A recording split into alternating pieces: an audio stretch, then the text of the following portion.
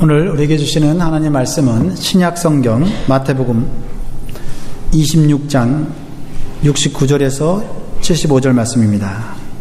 신약성경 마태복음 26장 69절에서 75절 말씀입니다.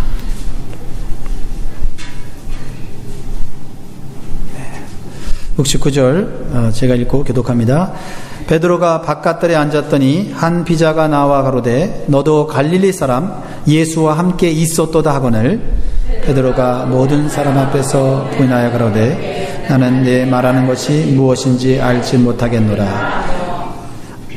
앞문까지 나아가니 다른 비자가 저를 보고 거기 있는 사람들에게 말하되 이 사람은 나사렛 예수와 함께 있었도다 하매 베드로가 맹세하고 부인하여 가로되 내가 그 사람을 알지 못하노라.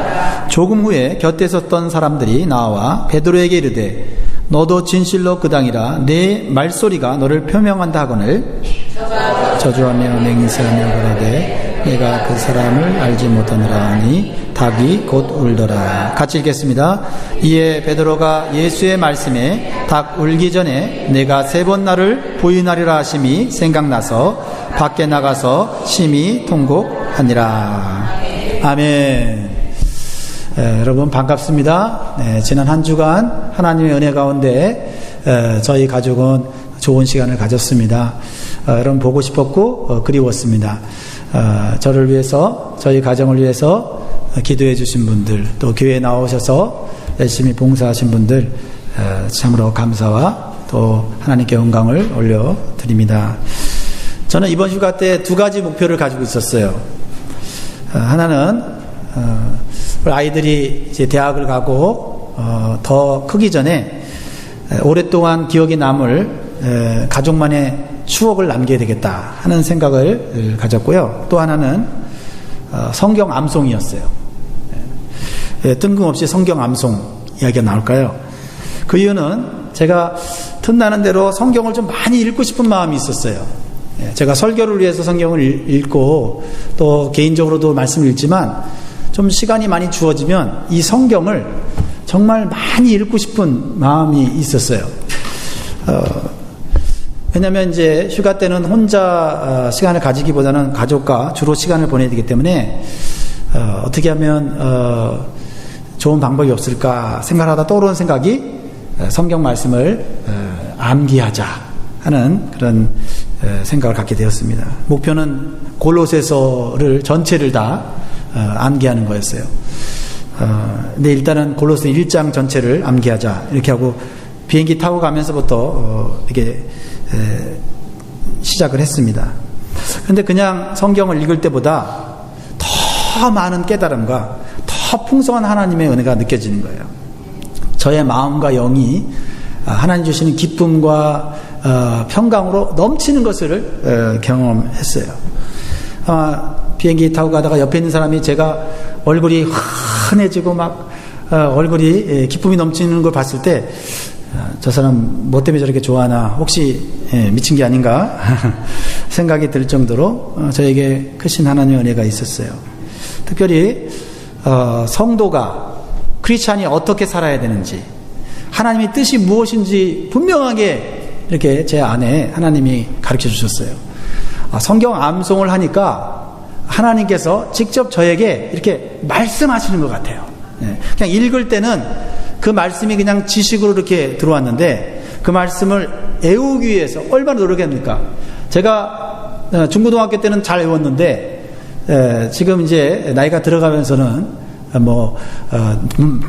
많은 나이는 아니지만 잘 안 외워지더라고요. 그래서 포기하고 있었는데 이번에 성경을 암송하기로 결단을 하고 하니까 많이는 못 외우는데 한 단어 한 단어 한 문장 한 문장이 하나님이 직접 나에게 이렇게 막 말씀하시는 것 같이 이렇게 충만하게 제 안에 느껴졌어요. 그러면서 이 설교를 준비하는 가운데 읽은 글이 있는데요.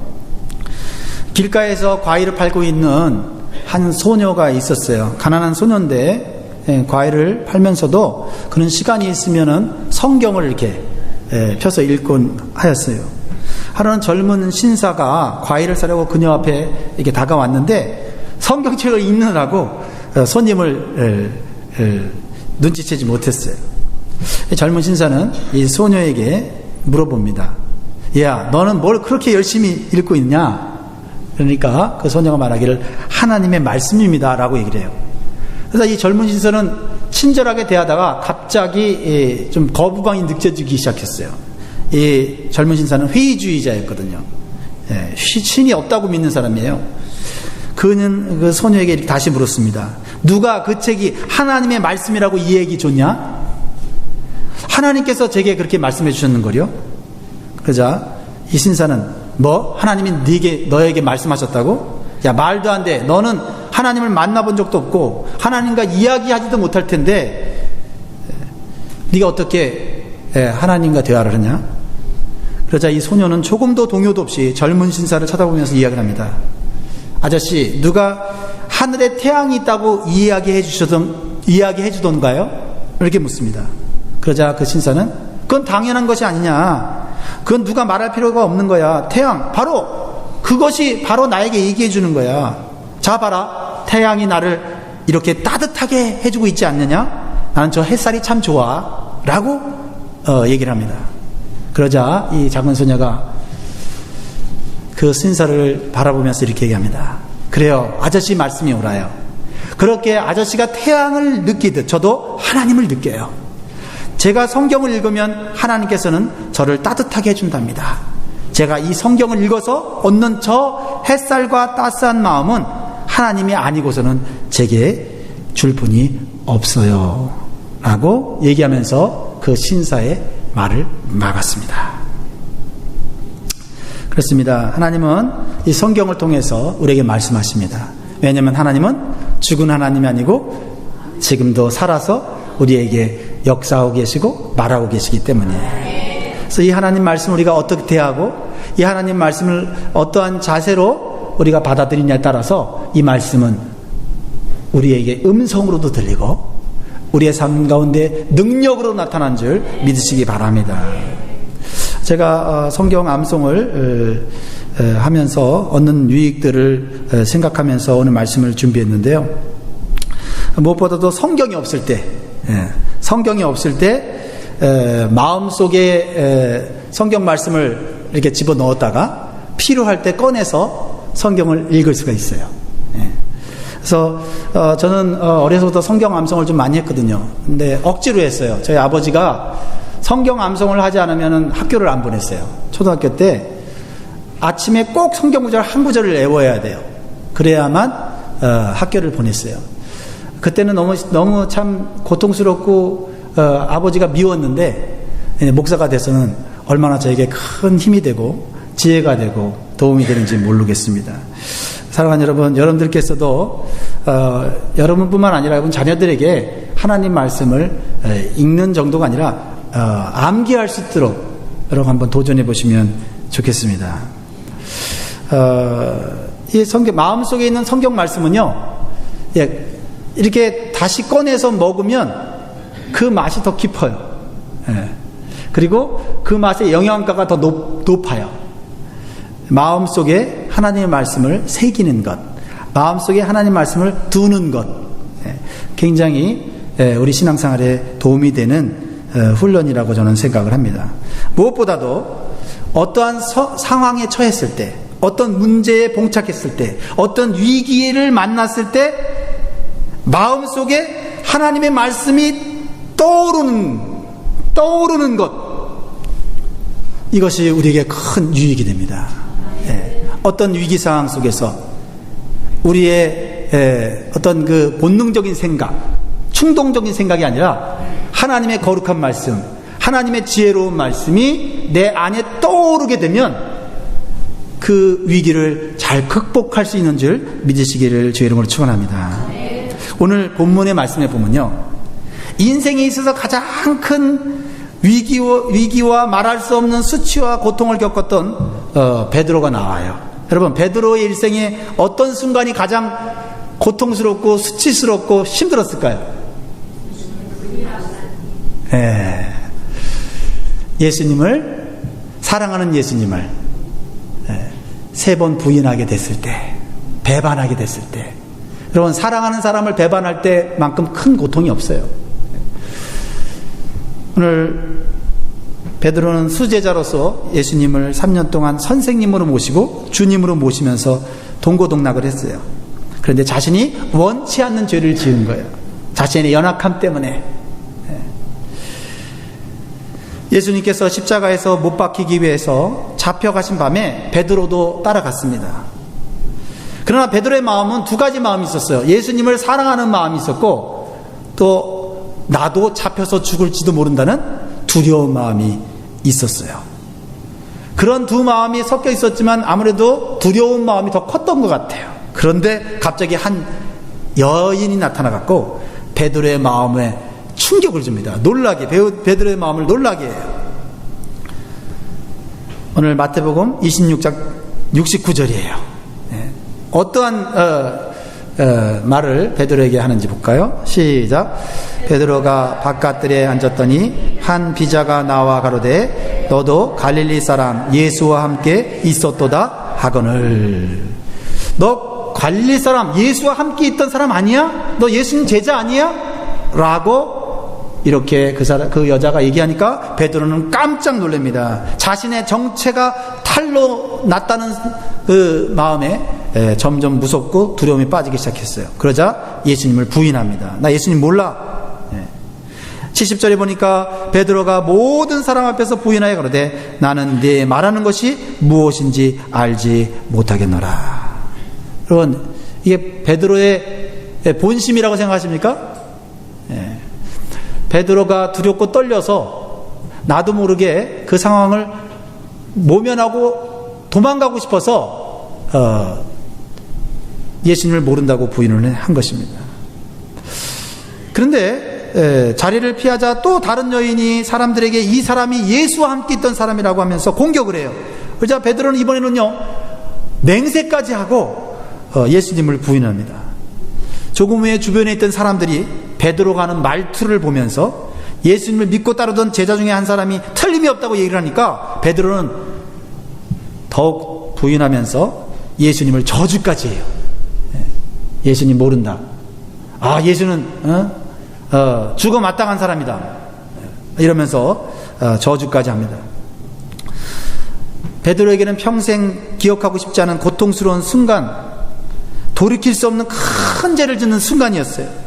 그런데 그가 어떻게 이 고통과 실패의 순간을 극복하고 위대한 사도로서 능력과 성령에 충만한 사람이 될 수 있었을까요? 저는 그 출발점이 바로 말씀이 생각나는 순간이었다고 생각하는 거예요. 따라합니다. 말씀이 생각나는 순간. 예, 말씀이 생각나는 순간 베드로는 다시 회개하고 통곡하고 회복하기 시작했다 이 말이에요. 75절 말씀 한번 읽어볼까요? 75절. 오늘 핵심적인 메시지입니다. 시작. 이에 베드로가 예수의 말씀에 닭 울기 전에 내가 3번 나를 부인하리라 하심이 생각나서 밖에 나가서 심히 통곡하니라. 위기와 실패의 순간에 말씀이 생각나면 극복할 수 있는 힘과 지혜가 생기는 것입니다. 베드로는 스스로도 도저히 용납할 수 없는 실패와 죄를 짓고 말았어요. 사랑하는 선생님을 배반하고 저주까지 했어요. 그런데 그가 자신의 연약함과 잘못을 깨달아 심히 통곡했다고 기록하고 있어요. 이런 회개의 눈물을 흘리게 된 것이 예수님의 말씀이 생각났기 때문이에요. 오늘 말씀을 보면요, Peter denied, Peter denied, Peter denied. 75절에 Peter remembered the word.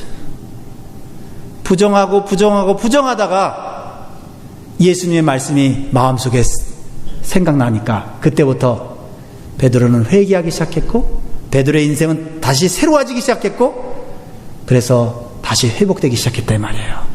여러분, 우리가 약해서요 예수님을 부인할 수도 있고 예수님을 잠시 떠날 수도 있고 교회를 멀리할 수도 있고 하나님 말씀을 멀리할 수도 있고 그럴 수 있어요. 그러나 하나님의 말씀이, 예전에 들었던 하나님의 말씀이 내 안에 생각나서 그 말씀이 나를 주님께로 인도하고 교회로 인도하고 말씀으로 인도한다면 여러분 인생은 하나님 안에서 다시 새롭게 되는 줄 믿습니다. 여러분, 베드로가 이해되십니까? 자신이 예수님을 믿고 따르는 제자라는 사실이 불리한 상황 속에서 자신의 정체성을 숨기려고 하였어요. 본능적인 두려움이 그를 뒤덮는 상황 속에서 그는 그 순간을 모면하라고 거짓말을 하고 예수님을 부인하고 저주까지 하는 말을 하였어요. 이제 더 이상 베드로는 예수님을 믿는 사람이라고 말할 수가 없습니다. 그런데 그 순간에 닭이 울었고 예수님의 말씀이 마음속에 강렬하게 떠올랐어요. 베드로는 예수님께서 자신에게 하신 말씀이 떠오른다는 것이 너무나도 슬프고 충격적이었지만 그것은 베드로를 다시 살리는 말씀이었고 베드로를 다시 회복시키는 말씀이었다라는 것이에요. 베드로는 예수님이 자기가 십자가에 죽을 것이라고 말씀하셨을 때 예수님 절대 예수님 십자가에 죽지 않을 것입니다. 내가 죽기까지 예수님을 지키겠습니다 라고 말씀하셨을 때 예수님은 아니야, 네가 그렇게 지금 말하고 있지만 네 마음이 약해져서 나를 부인하고 말 거야. 예수님 절대 그렇지 않습니다. 내가 예수님을 이 칼로 지키겠습니다. 이렇게 자신만만했거든요. 그런데 막상 예수님을 3번 부인하고 그리고 자신의 모습을 돌아봤을 때 자신이 얼마나 큰 죄를 지었는지를 깨닫게 됐어요. 그러나 주님의 말씀을 다시 생각했을 때 그는 회개하고 회복하는 그러한 출발점을 갖게 되었다라는 것입니다. 사랑하는 성도 여러분, 위기와 실패의 순간에 여러분 어떤 생각이 떠오르시나요? 순간적으로 자기를 보호하기 위해서 거짓말을 하고 자신의 정체를 부인하고 각종 핑계를 대면서 그 자리를 도망가려고 하지는 않았는지 한번 생각해 보시기 바랍니다. 아니면 하나님의 말씀이 떠올라서 자신의 연약함을 인정하고 자신의 죄를 회개하고 다시 회복됐던 경험이 있으신지요? 우리가 신앙생활을 시작하면서 우리의 신앙을 나약하게 만들고 무너지게 만드는 수많은 유혹과 위기를 만나게 되어 있습니다. 그러나 가장 큰 위기는 하나님의 말씀이 생각나지 않아서 내 본능대로, 내 생각대로, 내 감정대로, 내 충동적인 그러한 생각대로 행동하는 것이 가장 큰 위기입니다. 당장 그 어려운 상황을 모면했다 할지라도 그것이 하나님의 말씀으로 극복한 것이 아니면 더 큰 문제를 만들어 간다는 사실을 기억하시기 바랍니다. 가룟 유다가 그랬어요. 가룟 유다. 여러분, 가룟 유다도 예수님의 제자였습니다. 똑똑한 제자였어요. 가룟 유다도 베드로처럼 예수님 배반했습니다. 예수님을 팔았어요. 은 30에 팔았어요. 그런데 베드로는 살았고 가룟 유다는 죽었어요. 여러분, 베드로가 더 큰 죄를 졌습니까? 가룟 유다가 더 큰 죄를 졌습니까? 네, 제가 이렇게 두 가지 질문을 할 때는 어느 한쪽이 아니라 주님이 볼 때는 둘 다 나쁜 놈이에요. 둘 다 나쁜 놈. 둘 다 배반자예요. 어쩌면 베드로가 예수님의 마음을 더 아프게 했을지 몰라요. 가룟 유다는 예수님 배반할 줄 예수님이 알았는데 베드로는 한 번도 아니고 3번이나 부인했잖아요. 그러니까 베드로가 더 나쁜 놈일 수도 있어요. 그런데 베드로는 살았고 가룟 유다는 죽었어요. 왜 그랬을까? 그것은 저는 한 가지 차이라고 생각해요. 한 가지 차이. 예수님의 말씀이 생각나지 않았기 때문이에요. 한 가지인데 엄청난 차이예요.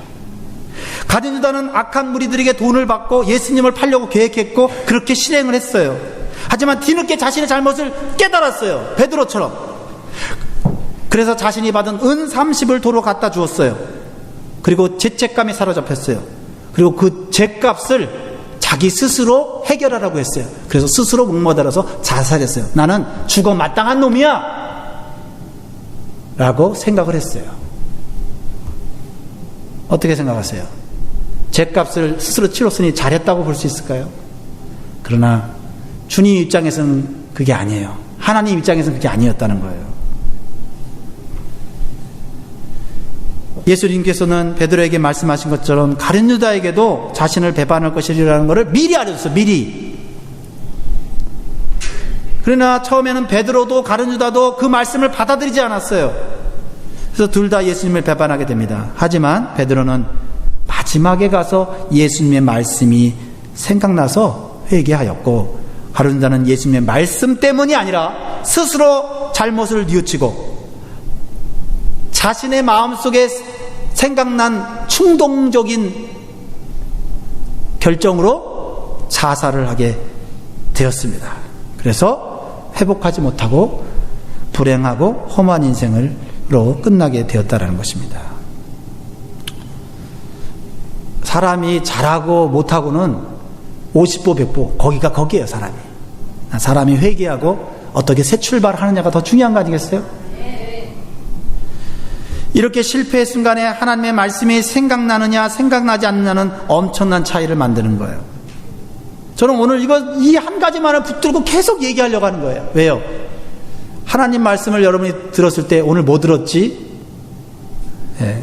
할 때가 있잖아요. 뭔가 내가 좋은 느낌을 받았는데 뭐 들었지? 이럴 때가 있잖아요. 한 가지라도 마음속에 좀 새겨지면 좋겠다. 그래서 위기의 순간에, 낙심되는 순간에 하나님 말씀이 딱 떠올라서 그 말씀 붙잡고 일었으면 좋겠다. 이런 생각이 제 마음 가운데 강렬하게 들어요. 하나님 말씀을 오늘 이렇게 들었다고 해서 언제나 생각나는 것이 아니에요.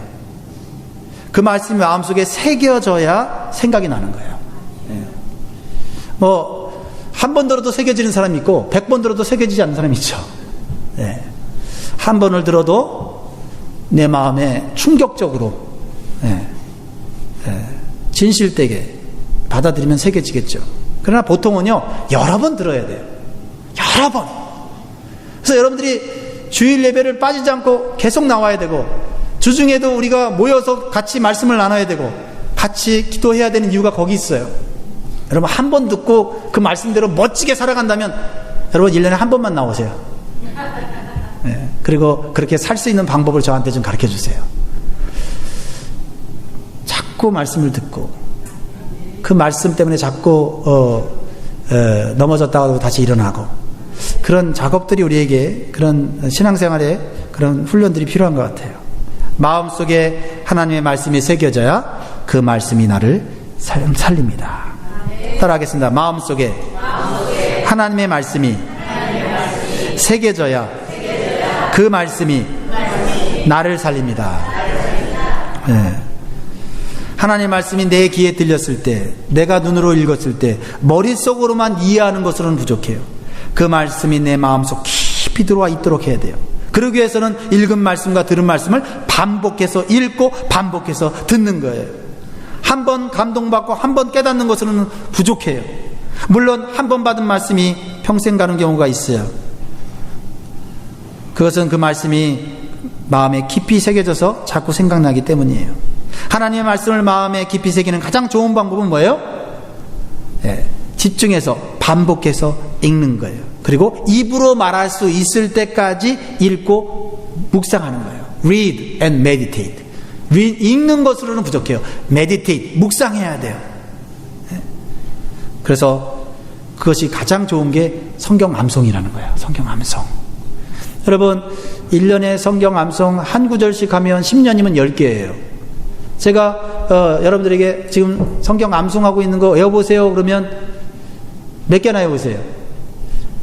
성경 얼마나 읽었습니까? 그러면 얼마나 읽었다 얘기하실 거예요. 성경 암송 그러면 읽은 것 중에 생각나는 거 얘기해보세요 그러면 얼마나 얘기할 수 있을까요? 의도적으로 성경을 암기해야 되겠다. 한 달에 한 구절, 그죠? 1년에 그러면 12개. 이런 구체적인 방법에 대해서는 다음 주에 좀 설교를 하려고 하고요. 오늘은 이 말씀이 내 안에 생각나는 신앙생활에 대해서 좀 더 얘기하고 싶어요. 예수님께서도 어려서부터 성경 암송을 하셨어요. 그래서 예수님께서 마귀의 유혹을 받을 때 성경 암송으로 이기셨어요. 믿으십니까? 네. 예수님은 이제 공생의 사역을 시작하시면서 40일 금식 기도를 하시면서 하나님의 능력, 성령의 능력을 받으셨어요. 근데 40일 금식 기도가 끝날 때쯤에, 마무리될 때쯤에 몹시 배가 고프셨어요. 여러분, 사람이 40일 정도 금식하면요, 거의 죽음에 가까워지는 현상이 일어나죠. 막 탈진하고, 그죠? 이 배 앞가죽과 뒷가죽이 이게 붙어버릴 정도로 상당히 그 몸도 마르고 약해지죠. 사람이 만약 마귀의 말을 들었다면 배고픔은 해결할 수 있었지만은 하나님의 뜻은 저버려야 했어요. 하나님과의 약속은 깨트려야 했어요. 여러분, 때때로 여러분들이 육신적인 어떤 이러한 배고픔 때문에 여러분들이 계획한 것들을 다 이루지 못할 때가 있죠. 예수님은 배고픔의 고통 중에도 하나님의 말씀의 지배를 끝까지 받고 금식기도를 잘 마칠 수 있게 되었고 능력을 받아 놀라운 사역을 하셨습니다. 예수님은 십자가를 지시는 순간에도 육신의 본능적 두려움과 마귀의 유혹이 대단하였습니다. 그러나 예수님은 하나님의 말씀을 기억하고 십자가에서 승리하셨어요. 나의 원대로 마옵시고 아버지의 말씀대로 되기를 원하이다. 예수님은 이미 예수님이 십자가를 지고 세상 사람들을 구원해낸다는 하나님의 말씀을 들었어요. 들었음에도 불구하고 육신적으로는 두렵고 무서워서 하나님, 이 십자가의 잔을 먹지 않게 해주십시오라고 기도하면서도 예수님은 끊임없이 마음속에 하나님 말씀을 기억하면서 그러나 하나님의 말씀대로 되기를 원합니다라고 예수님은 기도하셨다 이 말이에요. 여러분, 한 가지 분명한 사실을 기억하십시오. 마귀는 반쪽짜리 진리로 인간을 유혹합니다.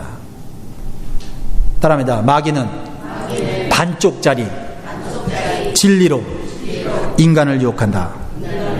예. 자, 잘 들어보세요. 아담과 하와가 어떻게 마귀의 유혹에 넘어졌습니까? 창세기 3장에 보면 마귀가 하와에게 나타나서 선악과를 따먹으러 유혹하는데 따먹어 이렇게 유혹하지 않습니다. 반쪽짜리 진리로 하와를 유혹하는데 먼저 질문을 해요. 이 질문이 기가 막혀요. 어떤 질문을 합니까? 3장 1절 같이 읽겠습니다. 여러분 이제 성경 공부한다는 생각하시고 자세히 보세요. 시작. 여호와 하나님의 지으신 들짐승 중에 뱀이 가장 간교하더라. 뱀이 여자에게 물어가로되 하나님이 참으로 너희더러 동산 모든 나무의 실과를 먹지 말라 하시더냐? 마귀가 질문해요. 퀴스천을 해요. 하와의 마음속에 질문을 던져줘요. 뭐예요? 하나님의 말씀이 이 여자의 마음에 있나 없나를 먼저 질문하는 거예요.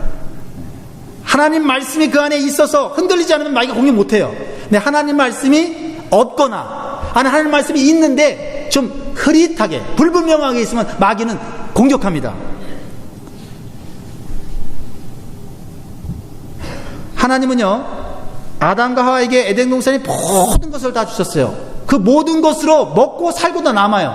근데 하나님께서 이 아담과 하와가 순종하는지 순종하지 않는지를 확인하기 위해서 한 가지 선악을 알게 하는 나무를 하나님께서 금하셨어요. 그래서 창세기 22장 16절 17절 여러분 이거를 같이 읽으면서 여러분이 기억하세요.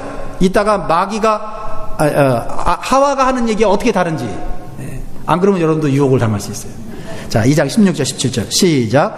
여호와 하나님이 그 사람에게 명하여 가라사대 동산 각종 나무의 실과는 네가 임의로 먹되 선악을 다음 성경제에서 넥스트 없습니까? 네, 시작. 선악을 알게 하는 나무의 실과는 먹지 말라. 네가 먹는 날에는 정령 죽으리라. 아멘. 잘 기억하세요. 이것이 하나님의 말씀이고 약속이고 명령이었어요. 이대로 살면 행복하게 살 수 있고 이대로 살면은 부족함이 없이 살아갈 수 있어요. 그런데 아담과 하와는 이 말씀을 알고 있었지만은 분명히 알고 있지 않았어요. 마귀가 질문할 때 하나님 말씀을 자기 생각대로 덧붙이고 대충 얼버무립니다. 얼버무려요. 네. 하나님 말씀의 중요성을 몰랐어요. 그냥 먹고 살면 되지. 먹고 살면 되지. 배만 부르면 되지. 이렇게 살았기 때문에 그래요.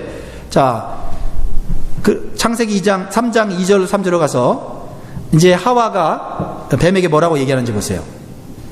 2절 3절 시작. 여자가 뱀에게 말하되 동산 나무의 실과를 우리가 먹을 수 있으나 동산 중앙에 있는 나무의 실과는 하나님의 말씀에 너희는 먹지도 말고 만지지도 말라 너희가 죽을까 하노라 하셨느니라. 자, 2절을 보니까 2절 다시 보여주세요. 2절을 보니까 여자가 뱀에게 말하되 동산나무의 실과를 우리가 먹을 수 있으나, 이거 하나님 말씀이 아니에요. 하나님 말씀이죠. 동산에 있는 실과를 먹도록 하나님이 다 먹도록 하셨어요. 그 다음에 3절로 갑니다. 그럼 뭐라고 얘기하면 3절에 동산 중앙에 있는 나무의 실과는 이거 하나님 말씀하셨어요. 하나님 말씀에 너희는 먹지도 말고 만지지도 말라. 하나님 말씀 뭐라고 그랬어요? 먹지 말라 그랬어요. 그런데 먹지 말라는 말에 덧붙이고 있죠. 먹지 말라 하고 뭐라고 그래요? 만지지 말라. 그러니까 하나님 말씀이 정확하게 내 안에 없으니까 자기의 말을 섞어버리는 거예요. 그러니까 하나님 말씀이라고 말하지만 자기의 생각을 섞는 거예요. 만지고 싶은 욕망이 있었어요. 선악과를 항상 보면서 야, 저거 한번 만져보고 싶다. 하나님이 허락하지 않았는데 만져보고 싶은 마음이 있었던 거예요. 그러니까 먹지도 말고 만지지 말아 이렇게 애들을 한 거예요. 그리고 하나님께서 뭐라 했어요? 동산 중앙에 있는 선악과를 먹으면 정녕 죽으리라. 끝. 그런데 죽을까 하노라. 뭐예요? 살 수도 있겠다. 먹어도 혹시 살 수도 있겠다는 여지를 가져요. 누가 가져요? 네, 하와가 가졌다는 거예요. 마귀가 그것을 놓칠 리가 없죠. 여러분, 마귀는요, 우리 안에 없는 것을 가지고 공격하잖아요. 우리 안에 있는 탐심, 욕심, 이기심을 가지고 우리를 유혹해서 넘어지게 하는 거예요. 그래서 죄 지으면 마귀 탓이 아니고 누구 탓이에요? 내 탓인 거예요. 그래서 내 탓인 거예요. 여러분, 마귀는 반쪽짜리 진리로 우리를 유혹해서 하나님의 축복에서 멀어지게 해요. 행복에서 멀어지게 해요. 결국 하와도 유혹에 넘어지고 아담도 유혹에 넘어져 갖고 하나님 말씀에 불순종해서 에덴 동산에서 아예 쫓겨나 버리고 땀을 흘리며 고통받는 세상에 살게 된 것이죠. 여러분, 이 마귀가 한 말 중에 맞는 말이 무엇입니까? 3장 5절에 보니까요, 마귀가 이런 말을 해요. 4절 5절 같이 한번 볼까요? 뱀이 여자에 이르되 너희가 결코 죽지 아니하리라. 거짓말했죠. 그 다음에 너희가 그것을 먹는 날에는 너희 눈이 밝아 하나님과 같이 되어 선악을 알 줄을 하나님이 아시느니라. 자, 마귀가 한 말 중에 맞는 얘기가 있어요. 너희 눈이 밝아. 이거 마귀가 한 말 맞습니다. 근데 나머지는 다 틀려요. 그러니까 눈이 밝아져서 자기들이 뻘거벗은 것을 봤어요. 수치스러운 자신의 몸을 보았단 말이에요. 근데 그 다음에 마귀는 너희가 하나님같이 된다 그랬는데 하나님같이 되지 않았어요. 죄책감에 사로잡히게 됐고 부끄러움을 느끼게 됐고 서로 미워하게 됐단 말이에요. 여러분, 마귀의 공격의 특징이 뭔지 아십니까? 처음에는 맞고 나중에는 틀려요. 그러니까 우리가 넘어지는 거예요. 따라합니다. 처음에는 맞고 나중에는 틀리다. 하나님 말씀은 처음에도 맞고 나중에도 맞아요. 여러분, 이 세상이 주는 삶의 지혜와 원리도 마찬가지예요. 처음에는 맞고 나중에는 몰라요. 불확실성이에요. 이 세상이 주는 원리예요. 왜요? 많은 사람들이 책을 쓰고 많은 사람들이 강의를 해요. 그래서 이렇게 살아야 된다고 얘기를 해요. 그 말을 들으면 맞는 것 같아요. 그래서 그 말대로 여러분이 따라가요. 그런데 그 말대로 끝까지 되던가요? 안 되잖아요. 왜요? 처음에만 맞고 나중에는 모르는 거예요. 앞으로 어떻게 될지 몰라요. 그것이 미래의 불확실성이에요. 미래의 불확실성. 우리 인생의 불확실성이에요. 하나님만이 우리의 미래를 확실히 알고 계시는 거예요. 여러분, 세상에서 여러분에게 주어지는 모든 교훈과 어떤 철학과 사상들이 여러분들에게 지금 맞는 게 있을 거예요. 처음에만 맞는 거예요. 나중에는 몰라요. 몰라. 불확실성이에요. 아무도 몰라요. 여러분, 주식을 하시는 분들 많이 속는 이유가 뭐예요? 처음에 주식 살 때 주식이 막 올라가요. 그러나 그 주식이 항상 올라갑니까? 몰라요. 나중에 어떻게 될지 몰라요. 왜 몰라요? 세상에 어떤 사건이 터지지 몰라요. 세상에 어느 곳에 테러 하나 터지면요, 내가 선택한 주식이 땅에 떨어지는 건 하루아침이에요. 어떤 사건이 일어날지 몰라요. 처음에는 맞는데 나중에는 몰라요. 이게 세상의 원리예요. 하나님 말씀은 처음에도 맞고 나중에도 맞아요. 그래서 하나님 말씀 마음에 새겨야 돼요. 마귀의 유혹이 올 때, 세상의 유혹이 올 때 하나님의 말씀을 가지고 대적해야 돼요.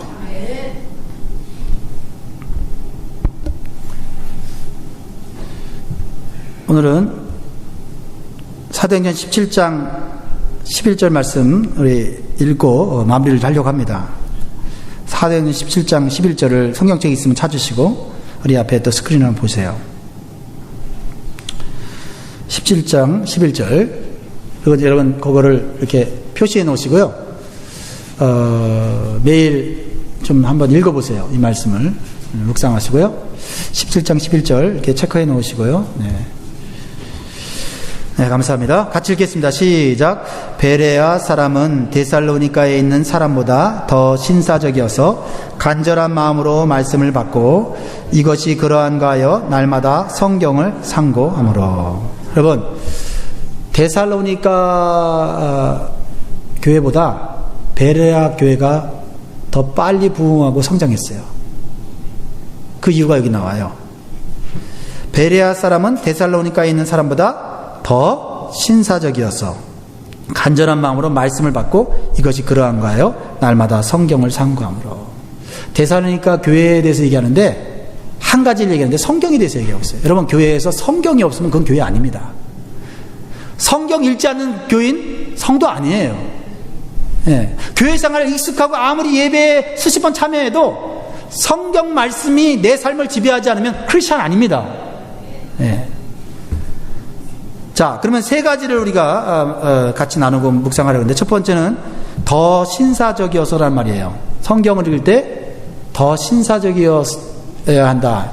이게 좀 한국말로는 조금 이제 번역이 이해하기 어려운데, 영어나 원어로 읽으면 훨씬 더 좋아. 이것은 캐릭터예요. 캐릭터. 뭐예요? 오픈 마인드.